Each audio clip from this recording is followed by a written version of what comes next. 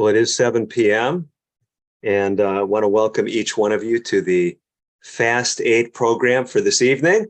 Good to see each one of you. I'm Dr. David DeRose, and we are speaking tonight about things that are vital as far as optimal health, and we're just glad that each of you is with us today.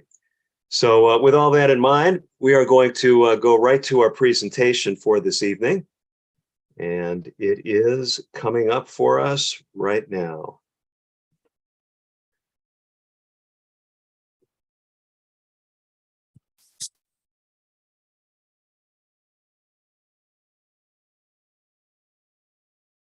So as we are going through the Fast 8 program, one of the things that has been critical for your success is having correct resources.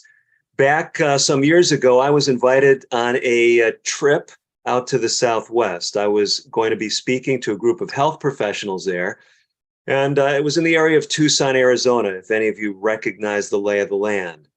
So I'm there speaking with these health professionals, and during the course of one of our discussions, a social worker shared with me a tragic story. He related how one of the patients that he was working with was extremely depressed and no one could get this patient to open up. Finally, the patient actually shared something, communicated something, but it wasn't any words. He just took his hand and he made kind of like a karate gesture toward each of his legs in sequence. And you say, well, what in the world does that mean? And that's what this social worker was wondering. What does that mean? As he finally got the young man to talk, he was sharing that he saw his future as a Native American in the Southwest. Even though he was only in his teens, he saw his future as involving both his legs being amputated.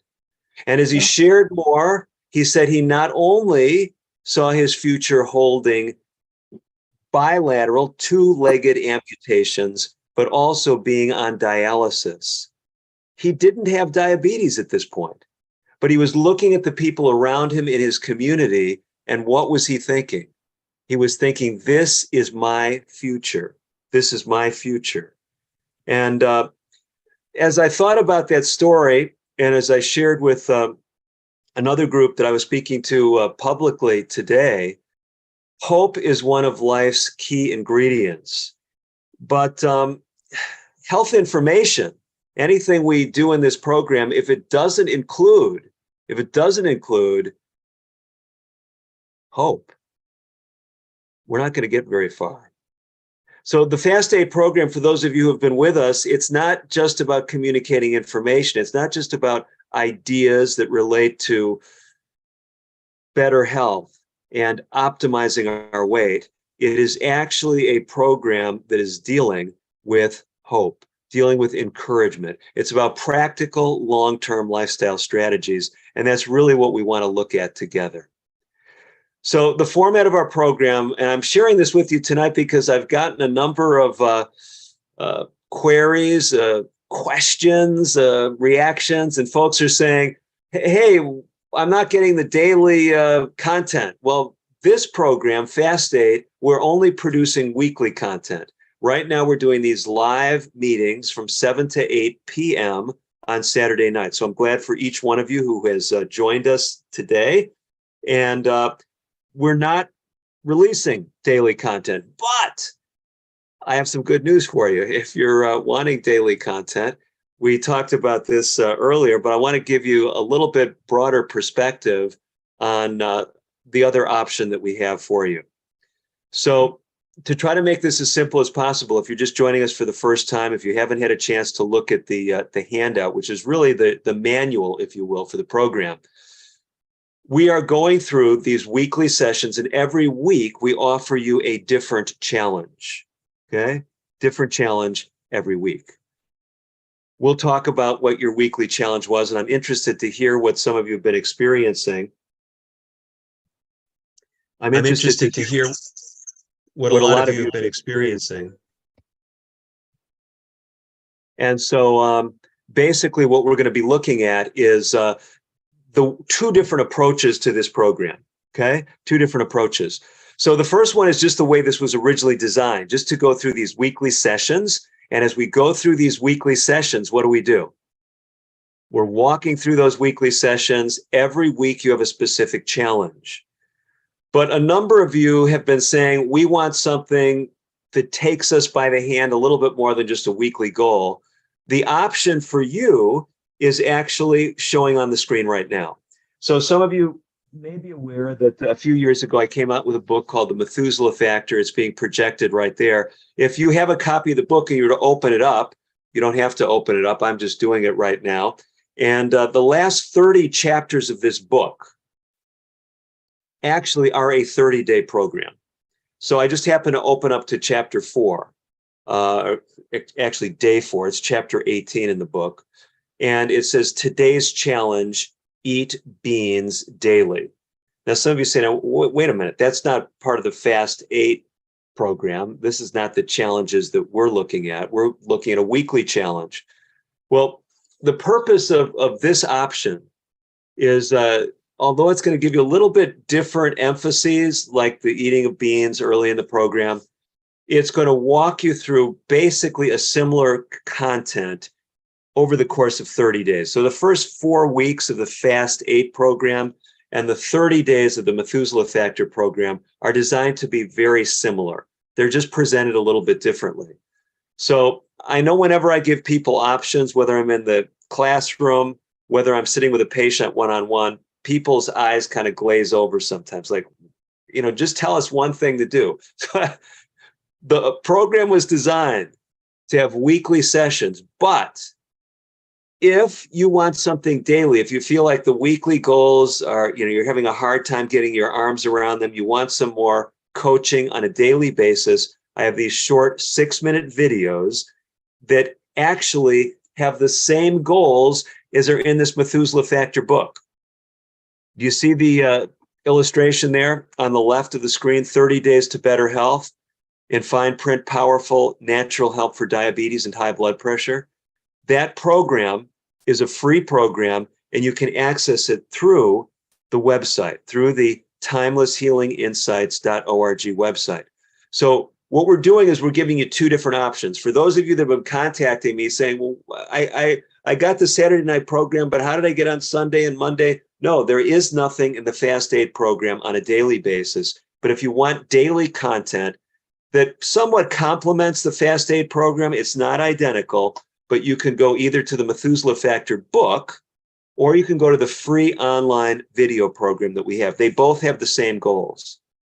Now, with that in mind, because we're going in the same direction, we've just packaged things a little bit differently. And what we're doing with the Fast 8 program is we're doing this in a way that especially supports you if you've been having challenges trying to attain a more ideal weight. And remember, the definition I'm using for ideal weight is the weight that you weigh when you are on an ideal program. It's not just something arbitrary. It's not based on a table, okay?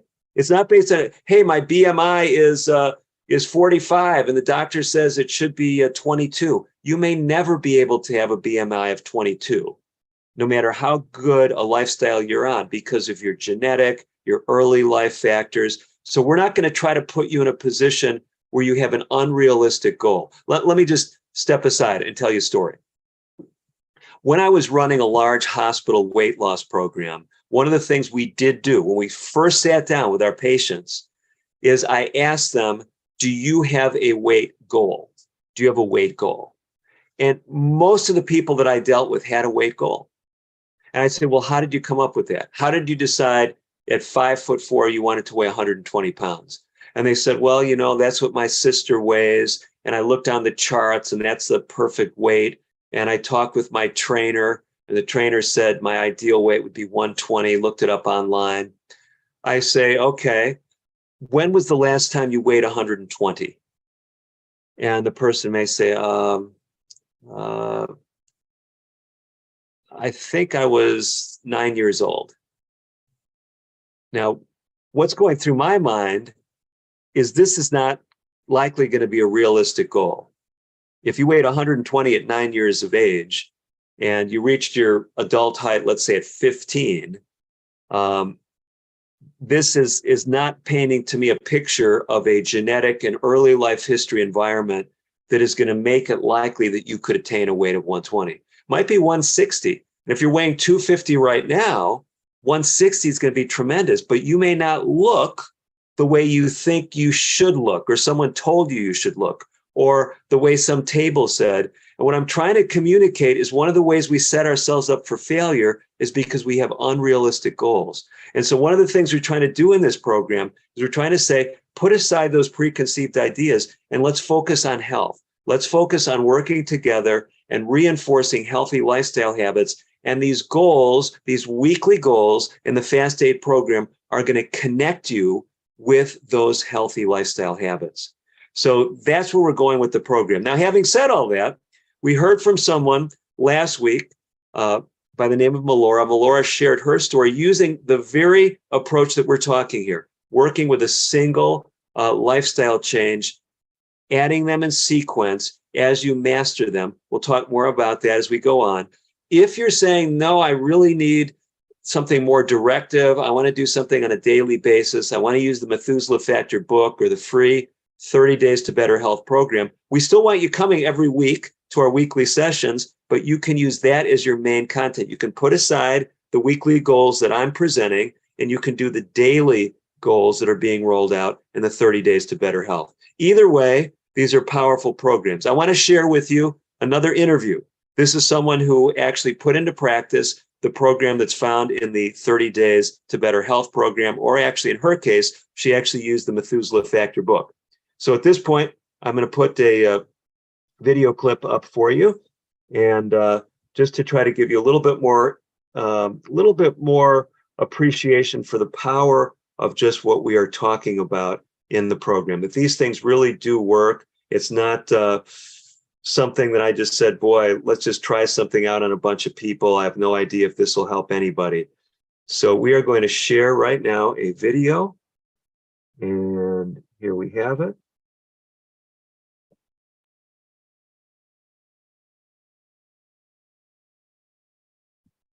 Session together. Tonight, though, I want you to know that not only is the free online program powerful, but so is the book and the upgraded videos that this series is based on. I want to have you meet a real live person who went through this program using the Methuselah Factor book. Listen to her amazing story.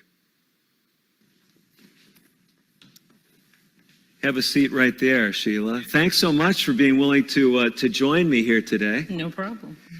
Now, Sheila, this book that I'm talking about tonight is not a strange title to you, is it? No, it's not. Tell me why that's the case. Well, a couple of years, well, it wasn't even a couple of years ago. It started in 2019. I had a scan, and it was a cardiology scan, and I had markers for developing heart disease. So I went to my regular physician, where she said, well, maybe I'm gonna send you to the cardiologist. So she put me on, to the cardiologist, and I talked to him for a little bit, and he said, you need to change your life. My blood pressure was sky high. It was probably, maybe not as high as hers, maybe 160 over 110. Okay. When I started. So I went home with they gave me all the literature and stuff, and I took it home, and then I went online to see if I could find a book to help me with diet and to help me with lowering my blood pressure and getting off of the medication. And that's when I came across your book. Okay. So that's where you found the Methuselah Factor book, and did you actually read it, or do you think if you slept with it, it would rub off on you? I actually read it, Dr. Okay. DeRose. And so you read it, and you went through a 30-day program like the book recommends? I actually went through 90 days. You went through 90 days. So you did the 30-day program 3 times? No, I did 30 days and kept going. Really? Okay. So tell me, what happened as you went through those 30 days? Okay, after I read the book, and I kind of tweaked you a little bit. Okay, fair enough. So she's an expert. She's a local expert. If you want some fine tuning, you talk with Sheila. I tweaked it a little bit to accommodate myself. I was a meat eater, in which in using the book and using the program, I have decreased my reliance on eating meat. I don't eat it as much as I was, and that's part of the process. Another part of the process for me was exercise. There was no exercise. I work a sedentary job. I'm always sitting because I work with physicians all day, so I'm always sitting and not moving around a lot. So I incorporated the exercise. Then I had to look at the diet, and I had to decide what I was going to eat, and that's when I started adding more plant-based foods into my diet. And it had remarkable results. Well, so tell us, what are those remarkable results? And in that 30 to, I'd say, 60-day period, I lost 35 pounds. Wow, with the that is incorporation. fantastic. I went back to the doctor in December of 2020. We were still in COVID. We still are. But I had lowered my blood pressure to 120/80, and it remains steady to this day. Wonderful. So you dropped the systolic like 40 points and the diastolic like 30 points, and dropped 35 pounds. Yes, This is really exciting. it was. So why are you here tonight? Because I'm here to tell people that the actual diet, it actually works. You have to put in the work to get the result. And it was a joy in doing it. And I am continuing on with the 30-day book.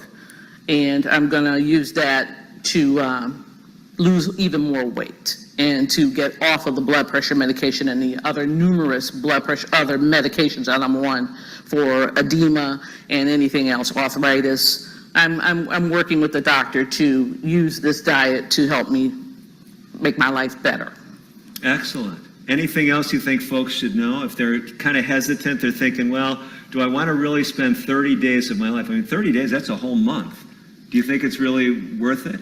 It's worth it if you love yourself and you're concerned about your health.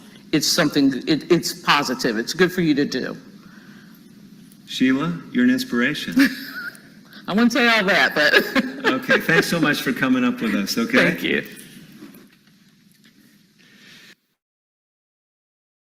Okay, so hopefully you enjoyed hearing from Sheila. I'm going to go ahead and go back to our other presentation. You're just scratching your head. What is this guy talking about?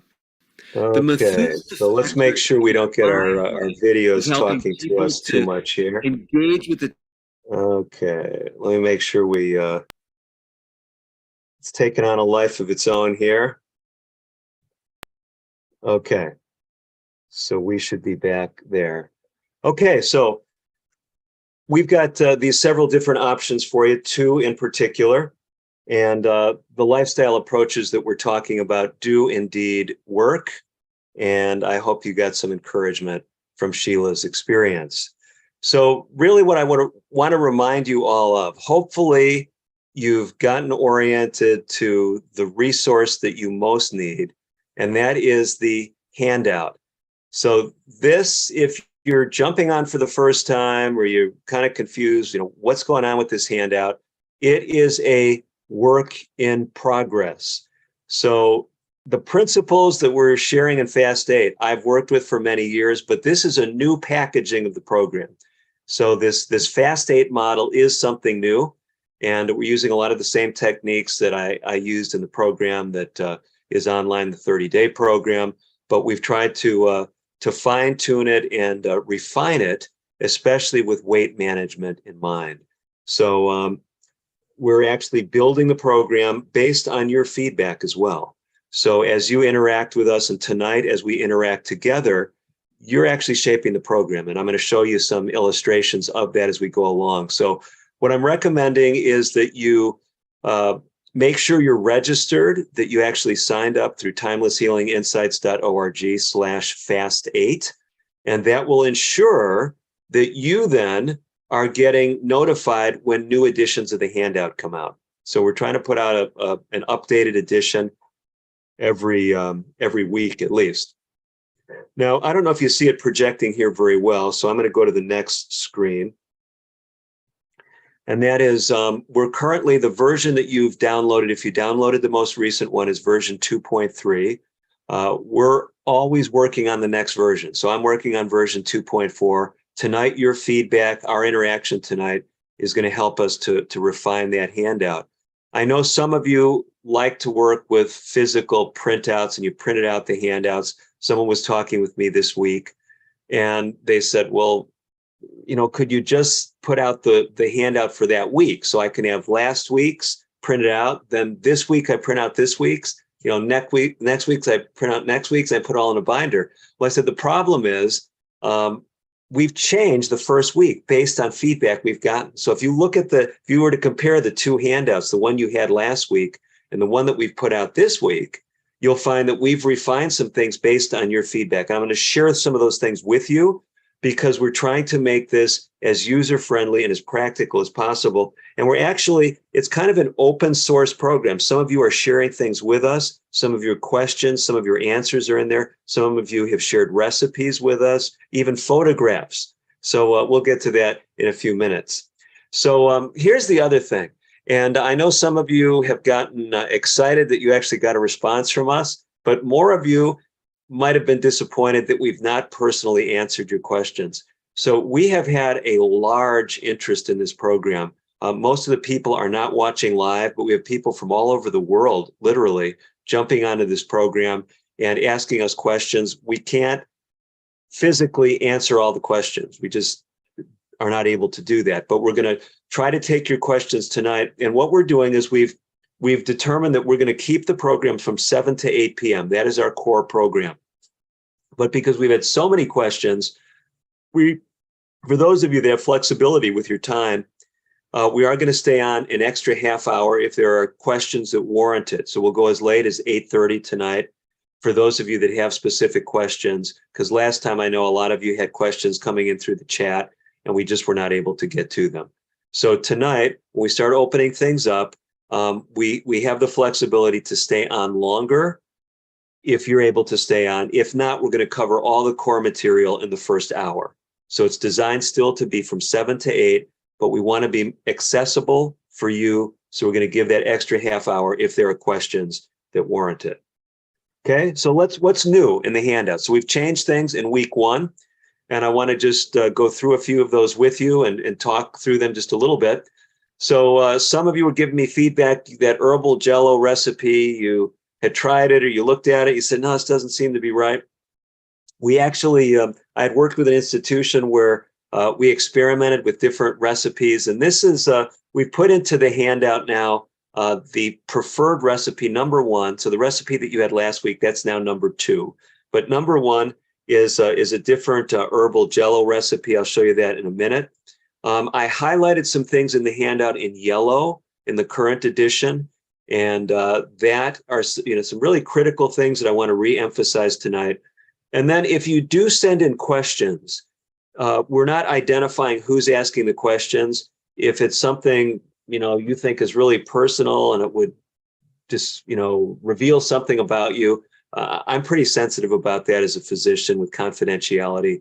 But we have included some of the questions in the handout because we thought they were things that other people were asking. We may include them in the program tonight. But if it's something you're sending us through the portal, if you go online and you send a question and you say, don't share this with anyone, you give all these personal details, we pick up on that. But just realize some of those questions, if we think they're generic, we're hearing them from a number of people, we may put them in the handout or we may answer them on air tonight. And one comment I would make too is don't get ahead of yourselves as far as looking through the weekly goals. And I take responsibility for that because I have put the full outline in your hands. So I have people asking me, well, about week 4 and week 6, and am I going to be able to do X, Y, or Z? Don't worry about that. We're rolling out these things week by week. So keep your focus on the task at hand for that week. Okay? So let me talk with you a little bit about that because based on responses that we've got, I realized that some of you were not clear about how these 8 fasts work and how this fits in with the program philosophy. So remember, the program philosophy in this program is I would rather you make one single lifestyle change that you're planning to stick with for the rest of your life than to make dozens of changes that you're only going to follow for 8 weeks. Okay. So the goal is not just to do a bunch of stuff for 8 weeks and lose a bunch of weight and then go back to your old lifestyle. I think most all of you have tried those kind of programs before, right? So we're interested in something different. We're trying to help you say, what can I do for the rest of my life? So basically what I'm asking you to do is, in an ideal world, what I'd have you do is each week as we roll out another one of these fasts, you follow that fast during that week and you continue it throughout the 8 weeks. Okay, and I'll illustrate it if it's being too theoretical in just a moment. But I would much rather if you say, hey, even doing 2 of these things is too much, because we're going to talk about week 2, the goals tonight. And if you haven't figured out how this works, with the dating, Saturday night is the last night of for example, tonight, it's week 1 of the program. This is the last night of week 1. The week starts on Sunday. So week 2 starts tomorrow. So we have the Saturday night session to help you know where we're going in the coming week. Do you see how it's designed? I know it's a little confusing as we rolled it out to some of you, but that's how it works. So next week, at the end of week 2, Saturday night, which is the end of week 2, I will be meeting with you again virtually through this medium, whether you're on YouTube or whether you're on Zoom. And what are we going to do? I'm going to try to prepare you for week 3, but we're also going to address things that you've run into during the previous week or weeks. So, and we're going to be opening things up for your questions and for dialogue in a little bit, but I want to go through some of the core material with you first. So, because what we're trying to do in this program is give you a track record of success, as you see projected here. We don't want you to go on another program where you fail and you tried some things and you couldn't do it. We want you each week, all I'm asking you to do is that week, try to follow the goals for that week as best you can. And we're letting you adapt the goals however you think you can do it. I just want you at the end of today to say, next week, I can do these 2 things. We want you to do 2 things next week, okay? And 2 specific things. And you're going to choose 2 of the things that we're going to go through. You're going to say, you know what, I can do that for a week. If you can stick with the week 1 goals, so much the better. But if we have to choose, remember, we're trying to build what? A history of winning when it comes to attempts to optimize health and weight. So again, at the end of this program, if all you did was make one change, what you're sticking with, just one change, okay? And then once you've mastered that, adopt another one. You'll have had a chance to experiment with 8 different fasting strategies during these 8 weeks together. Do you see what we're doing? So each week you're getting exposed to something different. If you can hold on to several of them throughout the program, great. You'll have greater results as far as numbers likely in the scale. But remember, the goal is not that. The goal is getting in a healthier lifestyle, and the scale tends to follow. Okay, that's how it works. So again, try the scheduled fasting strategy for that week. And if you can, continue it throughout the remaining weeks. Do you have any questions? We're going to take questions just on this kind of general overview, how the program works, this 30-day option. I know there's a lot of moving pieces. Any of you have any questions or any response to what we've shared to this point? My wife, Sonia, is here with me. She's monitoring your chats. Sonia, have you gotten anything that's come through that we should answer? Yes, there are a few questions. The first question says, I'm full of hope. I'm encouraged by this program. I'd like to know if the leaf, stem, and flower vegetables are okay to mix with other veggies. How about in a smoothie with almond milk and oatmeal? Are the veggies best alone and then your other meal? Thanks. Okay, well, that is exactly where we're going. Okay, so let's do that. And unless there's some questions about the logistics. Okay.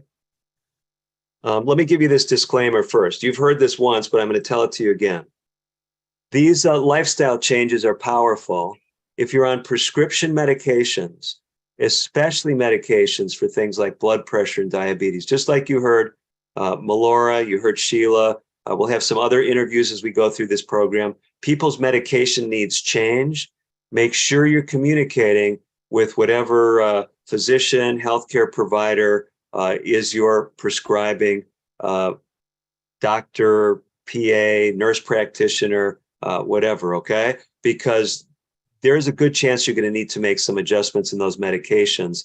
And you shouldn't be the one doing that. You should have someone looking over your shoulder. And if you have specific questions, none of us are going to manage you. I'm not going to be your doctor, okay? I'm going to give you general guidance. I'm a teacher. I'm an educator in this program. I'm not your personal physician. So that's important to realize. You have a personal healthcare provider. If you've got prescriptions, someone's writing them, and you want to communicate with that practice, okay? So just a really important message. So let me mention one other thing, then we'll come to the question that Sonia raised, because we've had several like that. Just another caution for you. And here's what I call it. I call it the bitter pill philosophy.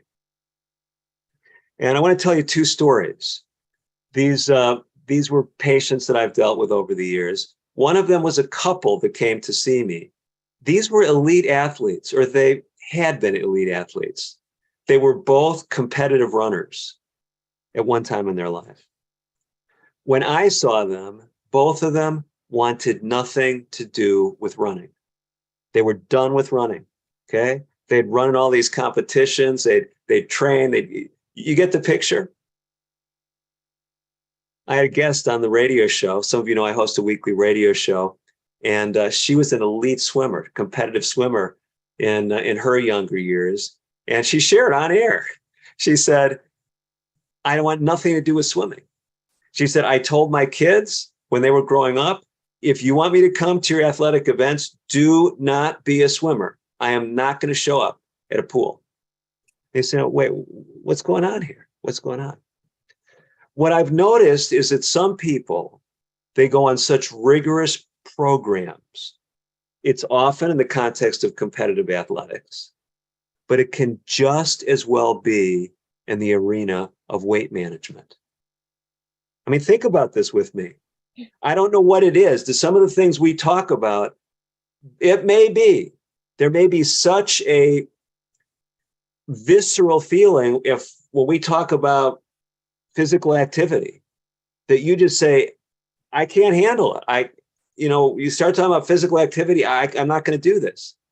And that's why I'm saying, be honest with yourself. The programs that we're talking about, this program is something you can live with for the rest of your life and enjoy, okay? And now it's true, some things you won't enjoy at first.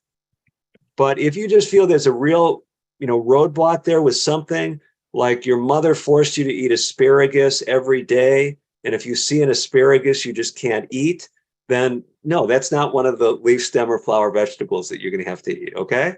So just be honest with yourself, because we're trying to look at loving yourself, like Sheila said. Did you catch that? If you love yourself, so loving yourself, valuing yourself, and that doesn't mean putting yourself through something that really is not realistic for you. And I don't know that. So just be honest with yourself. If one of these goals you just say, I just can't do that, then you don't have to do that. Now, here's the flip side of this. And this is partly where we're going tonight for week 2. For some of you, anything associated with weight loss is just rigorous. It's a chore. You're thinking, why am I doing this again? And what we're going to be doing in this second week, and we got some special resources for you that we're going to roll out here in tonight's program. We're going to talk with you about several things. One is cultivating gratitude. This is extremely powerful, focusing on the things that you're positive about. Second thing is the whole area of savoring. You can savor your food, but you can also savor life. There's a whole scientific discipline looking at savoring. It's this idea of just stopping and appreciating things. Can you say, you know what, I enjoyed that dish, that food. I didn't think I'd like it, but I really did. And you can just sit there and say, this is really enjoyable. I could eat this again.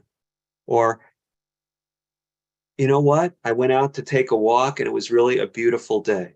That tree, even though I see it every day, it was really beautiful, even though there's no leaves on it. I just love the shape of that tree. This attitude of savoring, looking at little things. It's this old, stop and smell the roses adage, but it's really powerful. There's research on this. It can change your frame of mind. So cultivating gratitude, savoring things that you're going through. And then here's the saddest thing. I've done a lot of work with diabetes over the years, and probably the saddest words that I ever hear from a patient are these, if only. And I often hear them about lifestyle decisions. I'll see a patient. I'm thinking of a woman right now. When I first saw her, she had already had amputations. She didn't like to exercise. But now what does she say? If only I had exercised when I had both my legs. She would do anything to have her legs back. She would do anything to be able to walk, but when she had her legs, she didn't like to walk. I mean, does this sound like there's some disconnect? So what my point is, don't live your life regretting what you didn't do. And some of you may be at a point where you say, well, I wish I'd done something. No, forget about what you haven't done in the past and focus on the positive right now. And we really are encouraged by what we're already hearing from folks who are putting this program into practice. Okay, so let's go to the question that just came through. How do we work the leaf, stem, and flower fast? We had multiple questions like the one that Sonia just read. And Sonia, I know some people have just jumped on, have just joined us still. Read the question one more time, and I'll go through that. Okay. So it says, I'm full of hope. I'm encouraged by this program. I'd like to know if the leaf, stem, and flower vegetables are okay to mix with other veggies. How about in a smoothie with almond milk and oatmeal? Are the veggies best alone and then your other meal? Thanks. Okay, so the best strategy, if you can do it, is to start the meal with a serving of leaf, stem, and flower vegetables alone. Remember, though, the goals for each week are adaptable. If you're saying there's no way I could do that, okay? But if I could mix it with some potatoes, which is a root vegetable, or some carrots, and put just a little bit of, olive oil on it. Well, that's really not the ideal that we're looking for, but if that's ideal for you, that's fine, okay? The reason we're emphasizing these leaf, stem, and flower vegetables is they're what we call low in glycemic index. That means they tend to keep blood sugar very stable. They're very low in caloric density. So when you eat them, you can fill up, you can feel satisfied with eating relatively few calories. So they're very powerful for weight loss. And when you start with them and you chew them thoroughly, it's just really powerful. Now, you heard what I said, chew them thoroughly. You can take these any way you want as far as week one, and we'll talk about the form that we're eating our foods in as we go through the program. But the ideal, if it works for you, it can be steamed, it can be raw.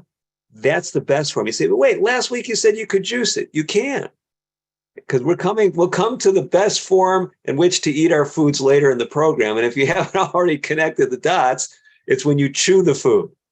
And we'll talk about the physiology behind it and how it helps with weight loss and other aspects of physiology. But if you say the only way I can get the leaf, stem, and flower vegetables in is to put them in a smoothie, then that's your goal and do it. Okay? Because we really want you eating those vegetables. If you can't do that, we've given you a couple of different recipes for the herbal jellos. And then I've told you about the 30-day program option, okay? We also talked last week about fasting from overeating, trying to get in touch with hunger and appetite. Regarding the Jello, there's a question about that too. Should I bring that one now? Let's just do this for you, just to kind of remind you. So this is one of you was gracious enough to share some of your leaf, stem, and flower vegetable options. Now, what you're looking at here, I thought this was amazing. You're just looking at leaf, stem, and flower vegetables. This individual said they didn't want their name or didn't want their name put out, but they wanted to share this with us. If you want your name and you want credit for it, that's fine. We're happy, whatever. Just don't send us something that you copied out of a book without giving us, giving the book credit. Okay. So if you're doing some things, so this is more than just one serving. But if I think this person was illustrating several different options. One is a kind of a green salad with leaf vegetables, and that's actually, I'll show you the ingredients that they share. Juice with a single drop of stevia to make a dressing. And then what looked like couscous was actually made from cauliflower. And this individual pulsed it in a blender, made the cauliflower into rice-sized pieces, dry fried it in a nonstick skillet, and then seasoned it and served it with some other vegetables. So I thought that was very creative. And then the steamed broccoli. So this is in the updated handout. So this goes along with week 1. So I'm trying to help you see that you're part of the journey. So if something's working for you and you have something to share, share that with us. And we might not. Let's put it this way. I know we won't be able to accomplish this with every suggestion you give, but if our team, as we see something, they say, "Boy, I like this," or nice pictures. So there are some other pictures that were sent that were nice.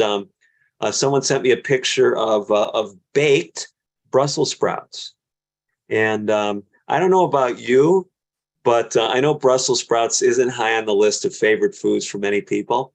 But I actually don't like Brussels sprouts unless they're baked.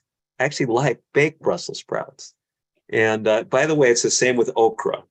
I actually like baked okra, but I don't like boiled Brussels sprouts and okra. I mean, we're all different, right?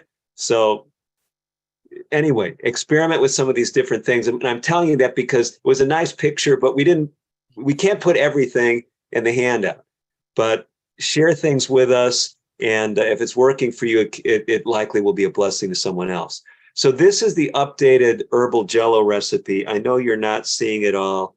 We'll see if I can do something with my screen for next week.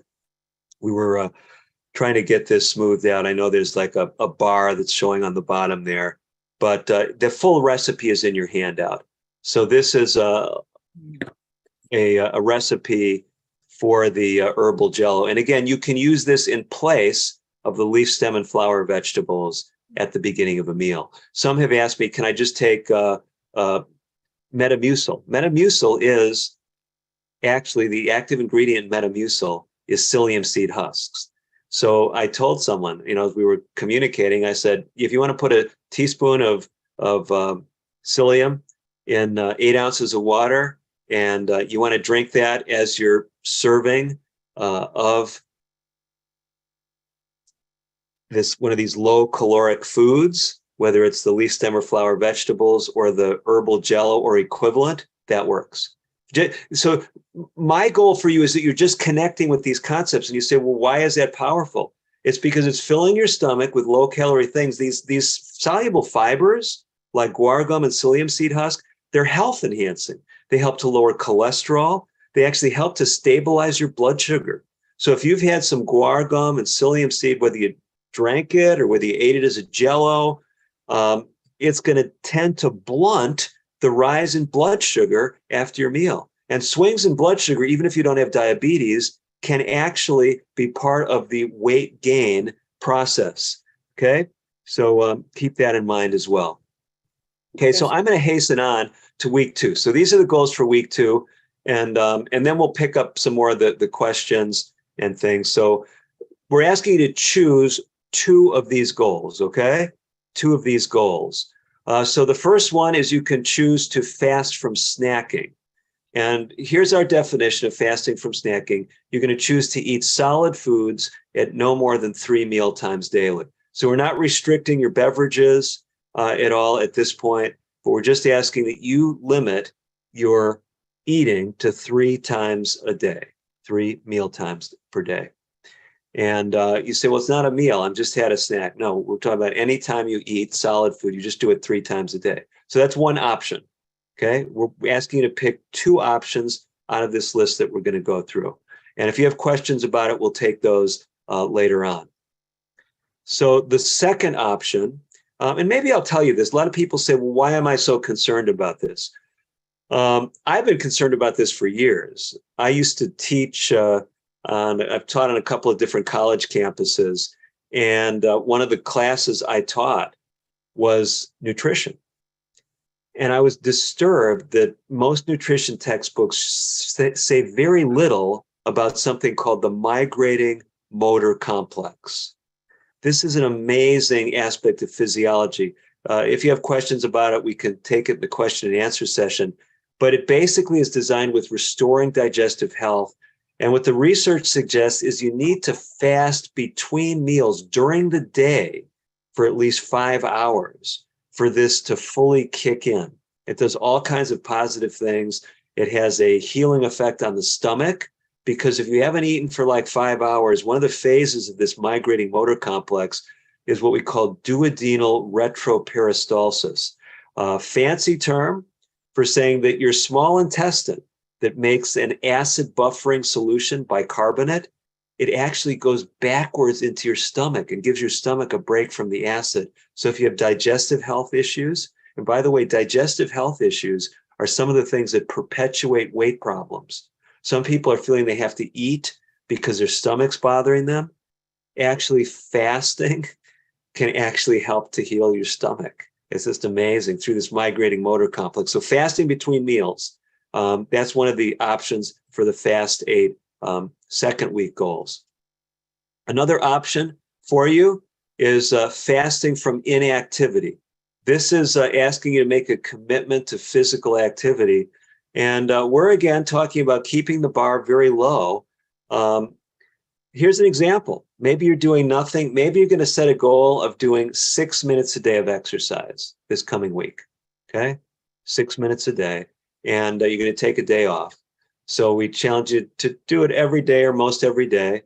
So 6 minutes, you say 6 minutes a day, that's going to do nothing. There's actually a lot of research suggesting that 5 or 6 minutes a day has measurable physiologic benefits.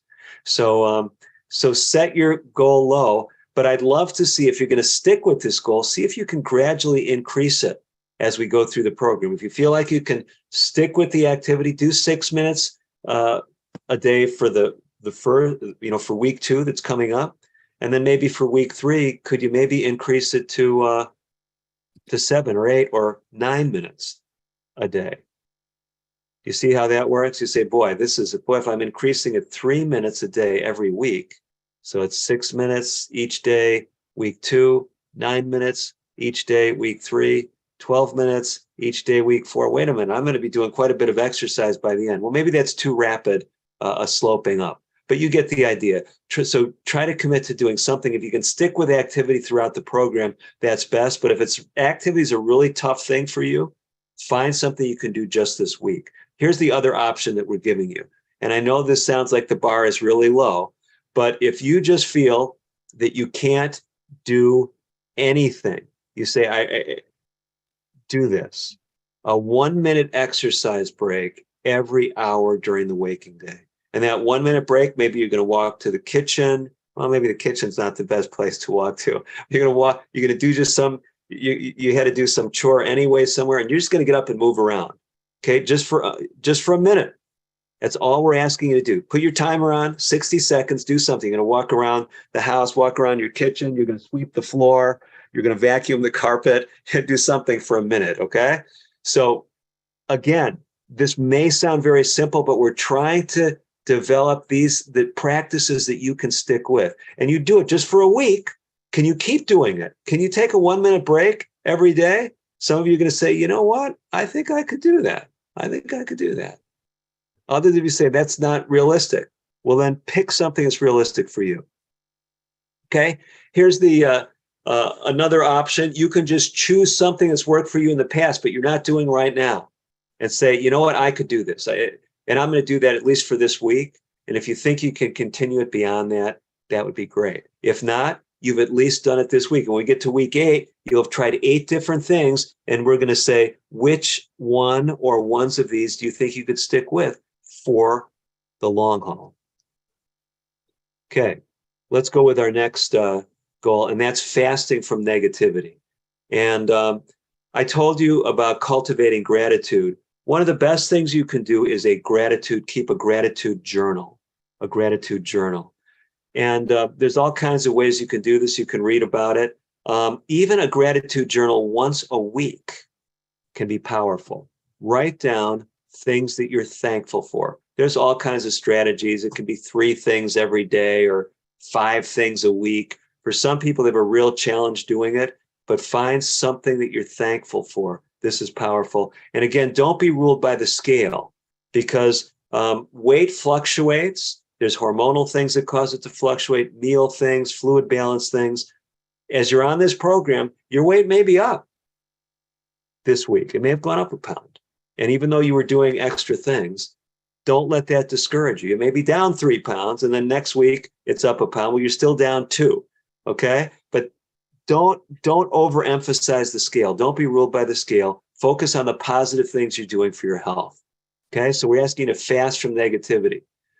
Here's another powerful fast. We're just asking you to choose 2 of these to do this week. Avoid fried foods. That's anything fried at any point in its lifespan, whether it's fried in the restaurant, whether it's fried in a factory. That would be like chips. You say, well, I don't fry anything. Well, I'll tell you, a lot of the foods that you buy prepackaged are already fried.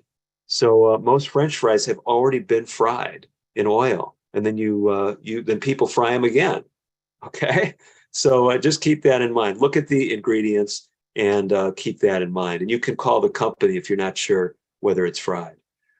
Fasting from overactivity. This is just an encouragement. You may choose to get more rest, and you can see a couple of different options there. I think that's self-explanatory, trying to do better with sleep. If you're not a good sleeper, it may mean taking a nap during the day.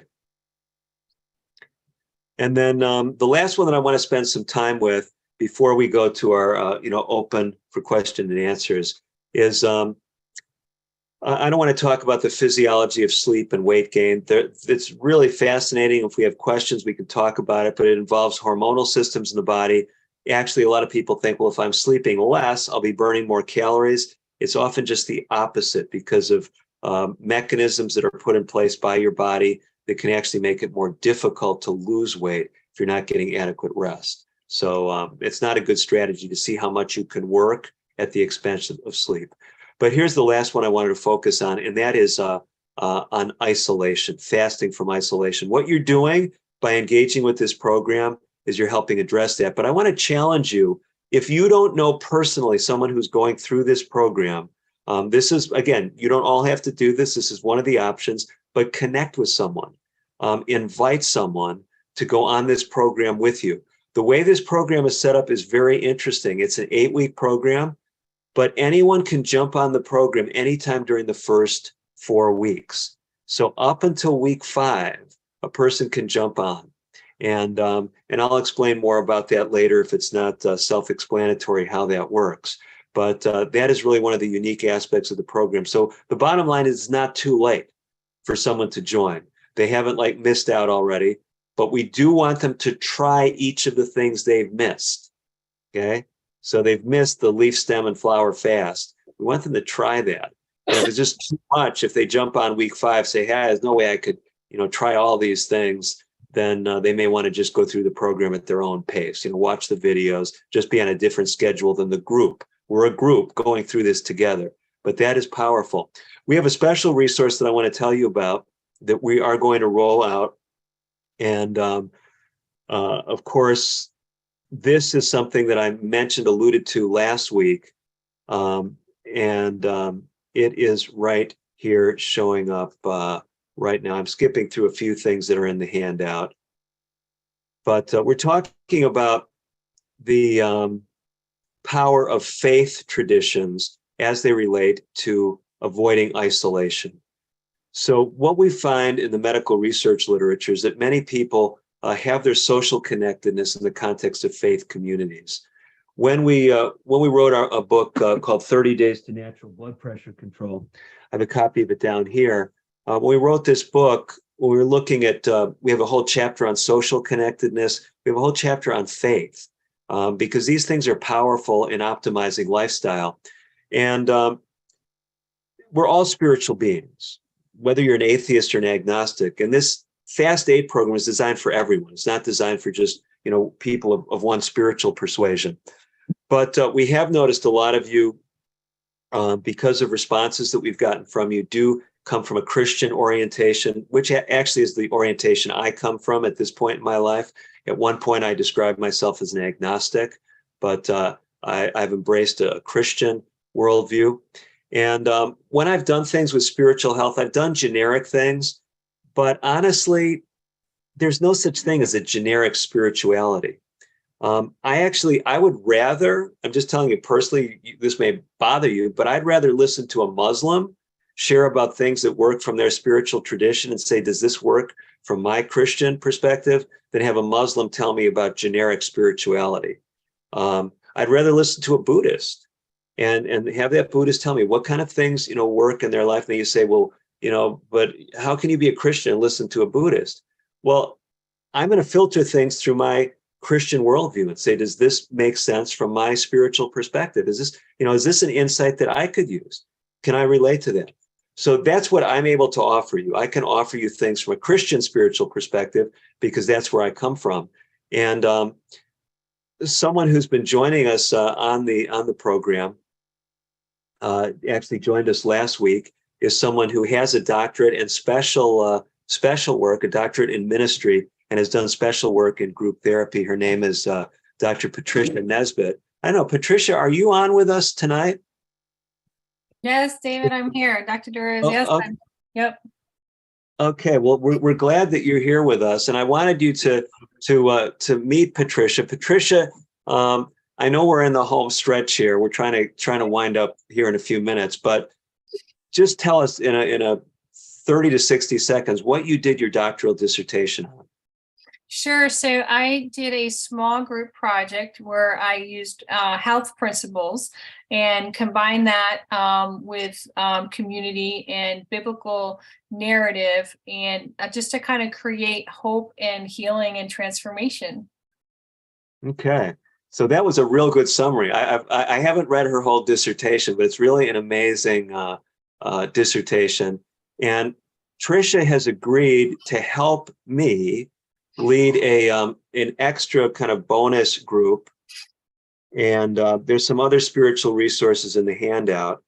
But what we're planning to launch this Wednesday, which is February 15th, is a Christian spiritual support group that specifically deals with Fast 8. So we'll look at some of the Christian principles that undergird some of the things we're talking about. It will take place from 8 to 9 p.m. Eastern time, a little bit later than these meetings. Some folks on the West Coast have been telling us, these meetings are kind of early for them, and especially as we talk about during the week. So we're going to try that 8 to 9 p.m.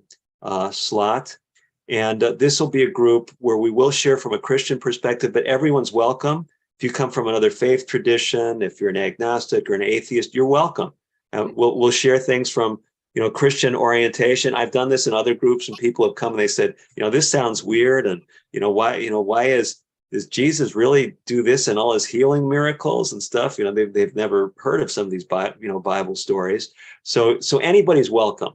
But we've sensed a number of us, as we've listened to some of your questions, your comments, that there is a need for some spiritual support, and you may be getting that in a faith community. You may have a support group around you, but if you'd like to engage on that level from 8 to 9 p.m., if you're registered through the website, we'll get information out, and a link to it will also be in the Zoom and YouTube platforms. So thank you, Dr. Nesbitt, for being willing to lead out in that with me. You're welcome. Looking forward to it. Okay, well, that has covered the content that I wanted to make sure we touched on tonight. There is, more things in the handout. We've tried to make the handout fairly comprehensive, and we've tried to design these interactive sessions as not being just a rehash of what's in the handout, but to try to give you a framework, try to integrate things. But now we do want to stay by for those of you that have questions. So we're going to stay on for an extra half hour. But if you have to leave, you've gotten all the essential content that we wanted to make sure you got this evening. But we are interested to hear from you, how the program's going. Sonia, my wife, who's also a physician, is monitoring things. So she'll also rein me in if she thinks I'm getting out of hand. Sonia, what have we got in the chats here for us? So do you want me, I think some things that are just comments actually could still bring up points that are important for others too. But we have several things, so we can't take terribly long on each one, but I just want to give you that heads up. So one person said, busy week, just managed to add more veggies to my meals, not particularly leafy, nor prior to eating meal. Made me more mindful of keeping veggies included though. So I think that's a really good point, just that, that's a good start, even though they weren't leaf, stem and flower vegetables. You're getting more vegetables in your diet, and that's a good start, I would say. Yeah. And Sonia, you've said that so well, because that's really the goal. We're trying to get you to look at things that you can do differently in your diet. And if you didn't already see the graphic in the handout, a powerful graphic showing the more vegetables that you eat, the lower your weight will tend to be. What else have we got there, Sonia? Okay, then someone else said, I added the veggie jello in a strong flavored tea and a few drops of lemon, but I got strong heartburns. So Okay. any suggestions for that? They weren't particularly asked. I mean, it was written just in a comment, but it's nice to address that. Okay. Right. So acid reflux is a real problem. And actually, most people, though, with the Jello do better because it buffers the acid. So what I would do is try the alternate recipe that we've got in there, see if that works better for you, and try decreasing the amount of guar and psyllium. One of the things, if it's too strong a mixture, if you will, if you've got just too much content in the stomach, and then you've eaten something afterward, especially on top of it, anything that delays stomach emptying will actually make you more likely to have reflux. So, and especially if you lay down in any proximity to having it. So those are just some pointers. There was a little further down, there was another comment about on that same vein with the Jello, wondering if they could use ground flaxseed instead of do they need to buy psyllium, or can they use ground flaxseed instead? Yeah, you can use chia seed, you can use flax seed. So any of the seeds that have a gelling property or other plant constituents like the guar gum. So if you want to make it into a Jello, anything that you can get that's a fiber that gels. And those are all healthy, but I would think that the flax seed or chia seed would have more calories than the guar gum or other, psyllium seed husking. I had mentioned that in the answer in the chat, but so if you're really trying to cut calories specifically, you might want to go with the psyllium, but the others are very healthy foods too. Okay, and then another person said, I suffer from IBS, so I have to cook most of my veggies because I get an adverse reaction with raw veggies. And I answered them on there, but I think it's something that we could address for everybody because, so I don't know if you want me to. No, it's a great point. So a lot of people have problems, especially with what we call the cruciferous vegetables, if they're raw. So those would be your broccolis, your cauliflower, even the kale and collards. These are, believe it or not, these are all the same species. Okay, as hard as that may be to believe. So they're just different varieties of the same species. So that's why they can, crossbreed and things. So you can have broccoflower and other things like that. Here's the interesting thing, like Sonia mentioned, however you can get these, eat these. I myself don't do real well with the cruciferous vegetables raw. In fact, my wife and I were having lunch today. I was actually speaking in another venue, and we were enjoying the cooked cruciferous vegetables. We had the same dialogue about, just cooking them. So if you do well with raw does have the advantage of typically having more water content and you actually more volume. So you actually are filling up with fewer calories. But they're such powerful foods that even cooked, they're winners. So low in calories anyway that that's not a big issue. Then along the line as well of the leaf, stem, and flower veggies, we have a question that says, can we have vegan kimchi? I saw that cabbage is one of the green veggies we can have. Okay, so at this point, basically everything is open. We're restricting your recipes and things. Remember though, and we can talk about fermentation and other things down the road, but that is not an issue right now. So if someone says, my favorite thing is, pickled asparagus, is that okay? That's okay. Okay. I mean, that's with what we're looking at right now at this point in the program, that's okay. I will tell you though, for people with digestive issues, some of them do have problems with some of the fermented foods.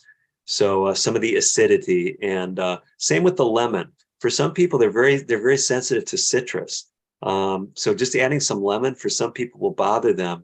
When had they not added the lemon, it wouldn't bother them. Okay, next question. Is there another option for stevia or artificial sweeteners? I can't handle either of those.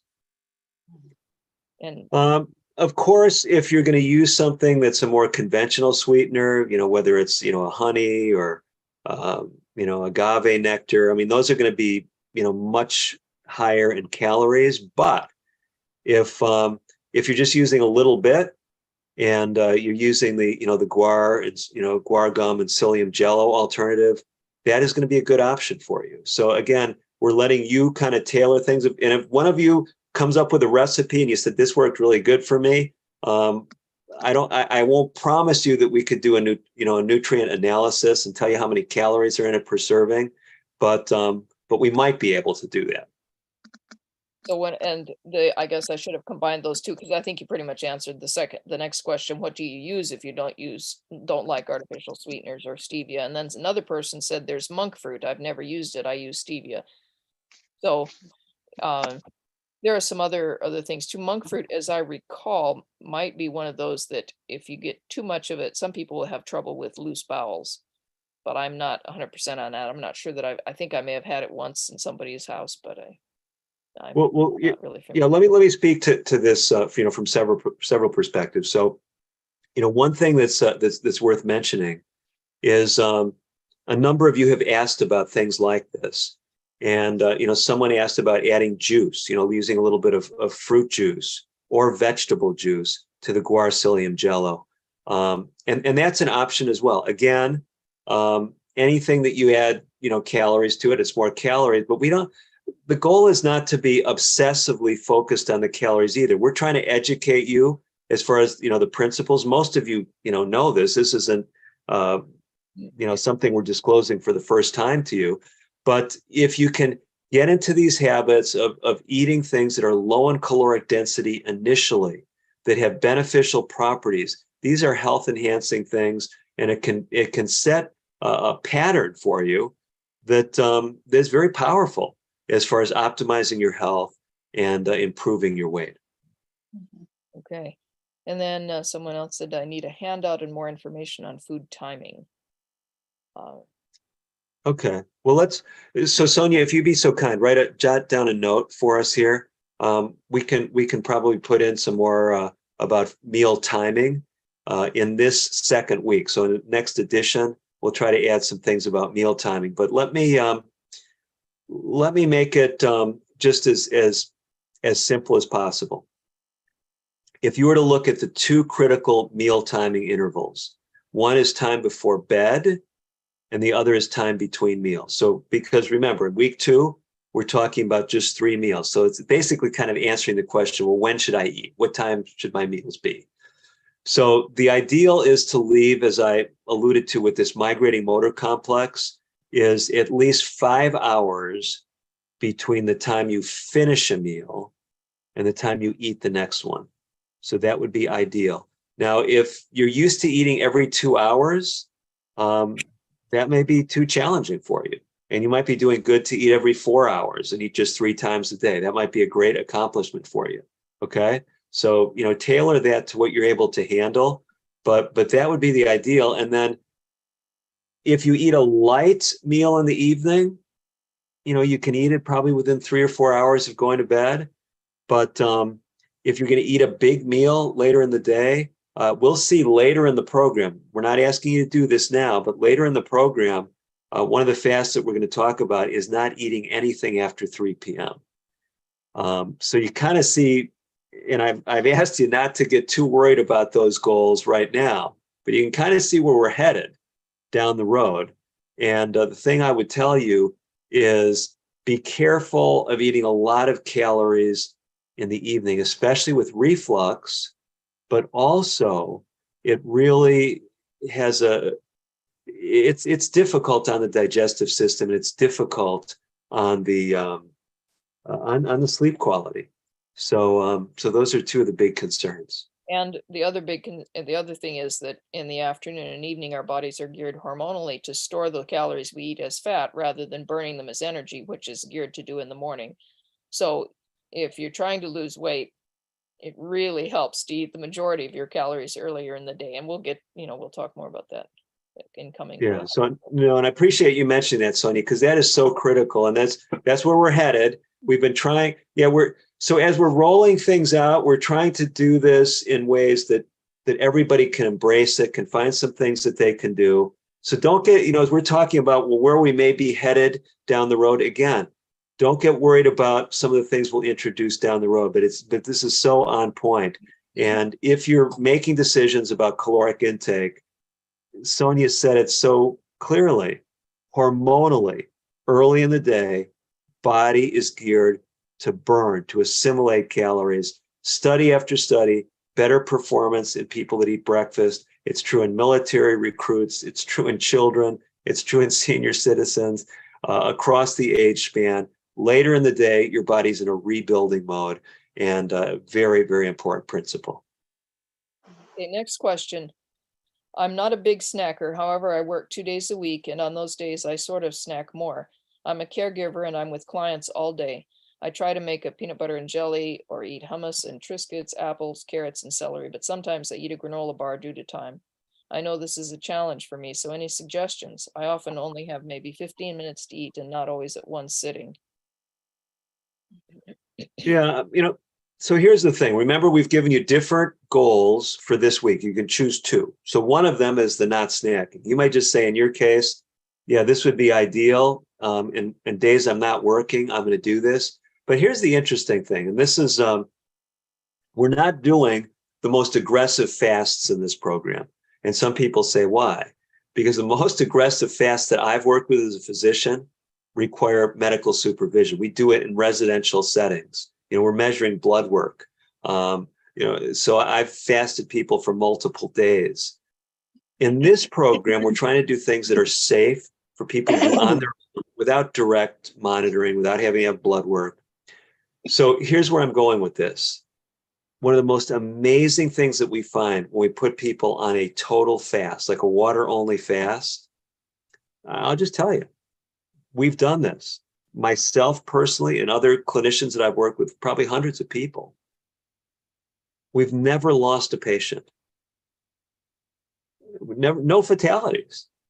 Now, some of you think, well, why is anyone going to die? I'm telling you this for a very important reason. I'll give you a little bit more history. So when I first started working with medically supervised fasting, I was using it in two medical conditions primarily: high blood pressure and diabetes.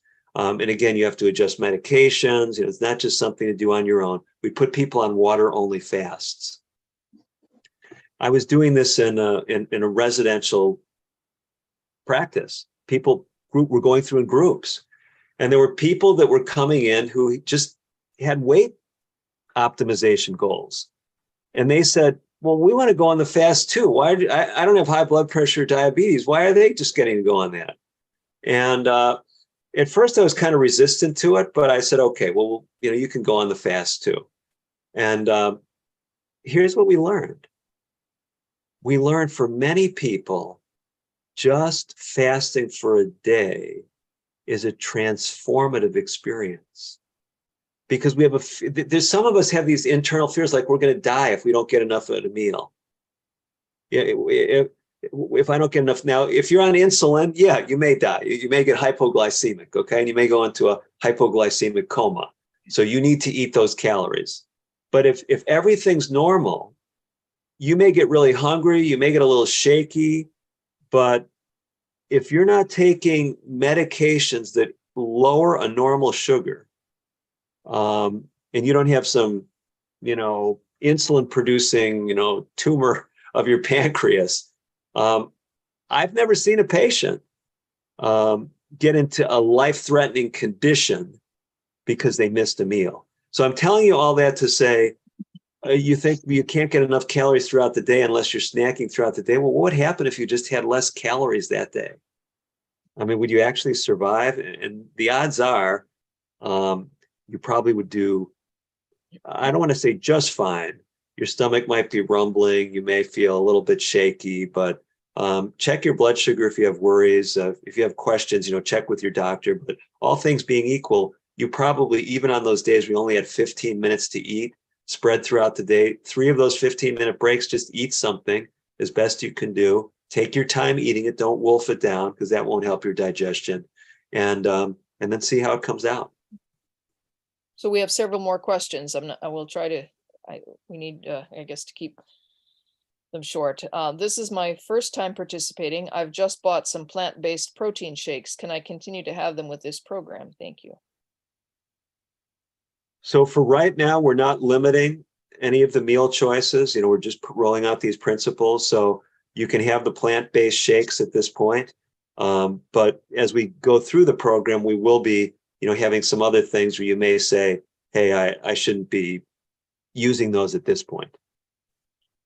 Okay, and then another person is wondering, they said, I have prayer meeting on Zoom every Wednesday night. It's the same time that you have set up. May I get the recording program so I can watch it later for that Wednesday evening program? Yeah, so the plan is that we'll put these spiritual support group meetings also up on the Fast 8 website. So if you haven't checked lately, just in the last few days, the IT folks that we're working with have kind of updated the website. So if you go to that timelesshealinginsights.org/fast8, you should be able to access any of the previous videos.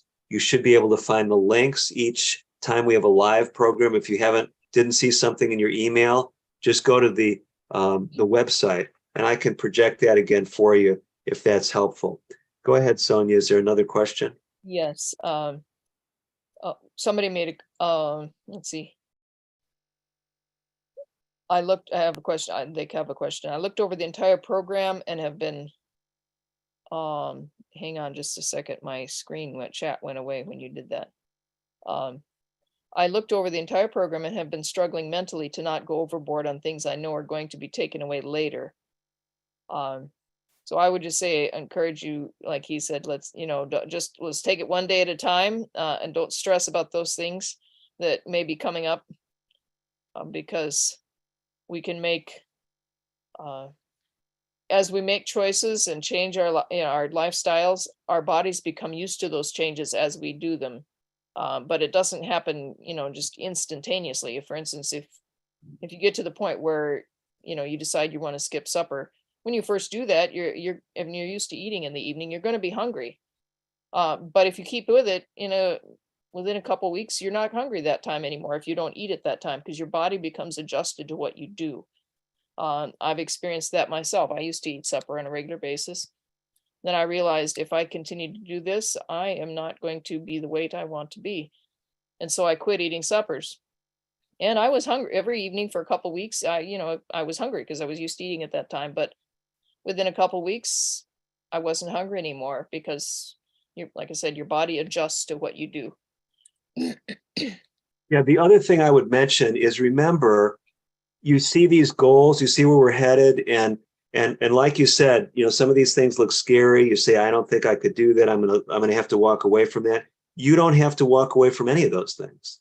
Remember, we're tailoring the program for you. So if you look at something and you say, there's just no way I could do this, I can't walk away from this, then just let us know. Be honest with us. We have this opportunity to interact, and tell us, what do you think you could do that kind of moves you in the direction?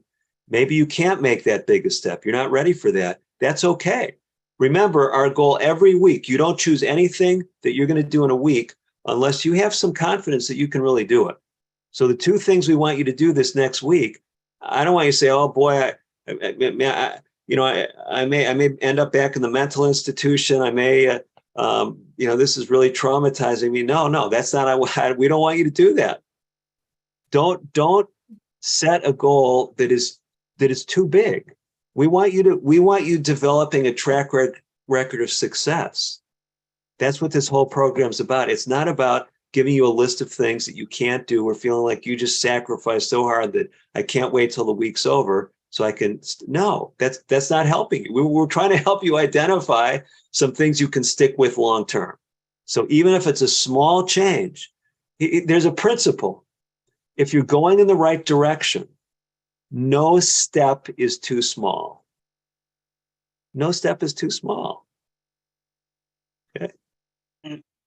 Sonia, any other questions there? Yes, so it says, so we are adding the new fasts and keeping up the previous fast from week 1, correct? Yeah, so that's the ideal. So if you can do it, if you said, you know what, this is working for me. I've been having these leaf stem and flower vegetables as serving before each meal. I think I can continue to do that and I can add to it. If someone is saying, you know what, that was really rough, I don't see how I could do that and do anything else. This is just going to push me over the brink. Then I still want you to try one of the, 2 of the goals for week 2. You say, look, I'm going to drop off that leaf stem and flower vegetable business, and I'm going to try not snacking, and I'm going to try to do some exercise. Okay, well, then do that this week. And when we get to the end of the week, we're going to have this reassessment. You may say, you know what? That exercise was terrible. No snacking. I thought I was going to die. I thought I could do it. It was so hard. I think the one thing that I'll stick with, long term would probably be that leaf stem and flower vegetables. But I'm going to try the week 3 goals. Maybe I'll add those leaf stem and flower vegetables back. I think I could do that with the week 3 goal. So the idea is the more you can carry with you through the 8 weeks, the better. As far as what you're going to see, as far as endpoints, you're going to get more experience too with it. But I want you to try each of these things. And as you're experimenting with them for a week, saying, could I stick with this long term? Good. Okay, and then next question is, when do you eat your first meal? Okay. So I don't know if that's a personal question or if that's, asking the group, but it's going to be different for each person. I personally, just because I have my schedule's very regular. May not only be regular as far as the time, just depending on, sometimes I'm doing stuff on the West Coast, or I do telemedicine with a population on the West Coast. Sometimes that runs late, but I'm very consistent with how my day progresses. So I actually spend about an hour in the morning, spiritual things when I get up, where I'm not, looking at my emails and stuff. And then I take probably about an equal amount of time between getting some physical activity and showering, and then I'm ready to eat. Now that's a long ramp up for a lot of people. That's 2 hours. Okay, so I'm not asking anyone to do that, but I'm just telling you that's my routine. I know other people are doing great just to set the alarm 15 minutes earlier so that they can eat something before they go to work. So again, it's whatever works for you. But if you can get a better meal in early in the day, that is better. And what Sonia alluded to, eating less at night, that's going to make you better able to eat more in the morning. When people say, I can't eat breakfast, I say, forget about breakfast. Breakfast starts the night before.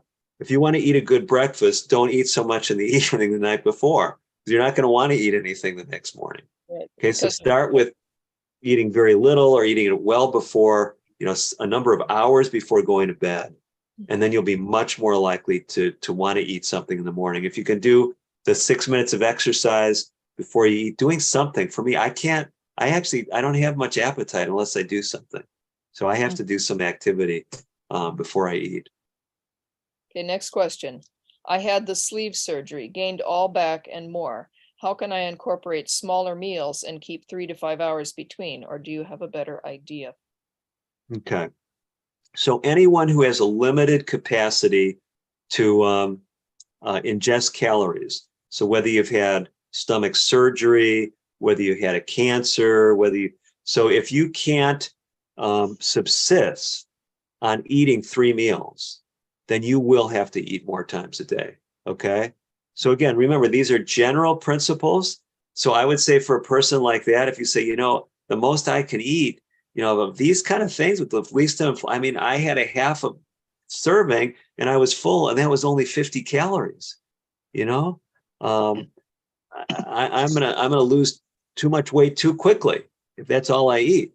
And we don't want you just basically starving yourself, because that creates other problems. You'll lose muscle mass. You can even lose cardiac muscle mass. If you're losing weight very rapidly, it can be dangerous. So, yeah. So basically, in some of those extreme situations, you just have to say, hey, this is not the option that I'm going to do next week. Okay. Okay, next one. The flower stem thing is before every meal? Oops, I've only been doing that one or sometimes 2 times a day. No, it's all you only what we asked you to do is just one meal per day of the leaf stem and flower fast. You got it perfectly. Now it's true. You can ramp it up as much as you want, but our goal for you was to do that. We did give you that one other option, and that was you could just do 1 day a week where you just had leaf stem and flower vegetables. But we've gathered that most of you, we're finding that was a bit rough. So, but whatever works for you. If you don't want it, if you just want to do it 1 day a week and not do it before any of the meals, that was the other option we offered. Okay, and then there was back here, there was a comment that I thought I'd bring out if we had time, which it seems like we do. The person says, I keep a grateful journal and I have for a while, but sadly I'm bad about negativity on myself. God help me see that I'm fearfully and wonderfully made. He loves me and I'm keeping my hope on that.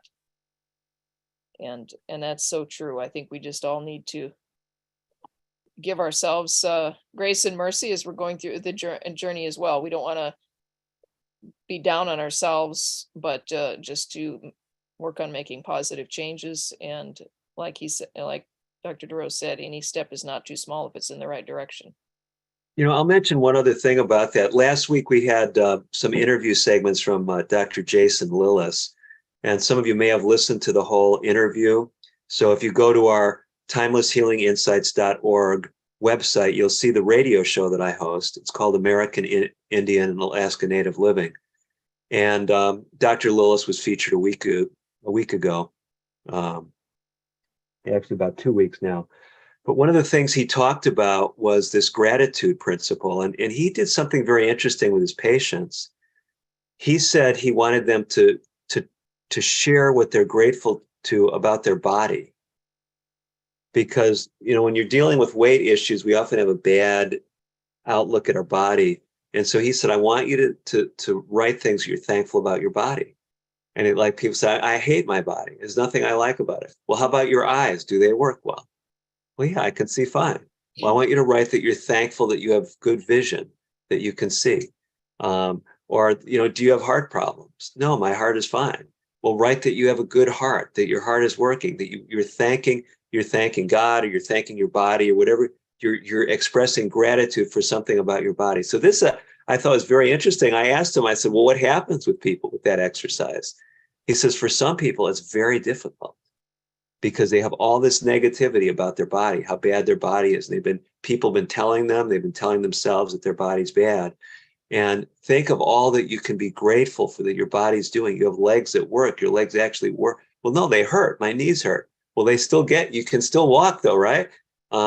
So that was the idea. So that's just another, it's kind of I haven't heard people doing that with a gratitude journal. And I thought it was very interesting from his work with weight loss. He thought it was especially important to find something that you're grateful for about your body. Okay.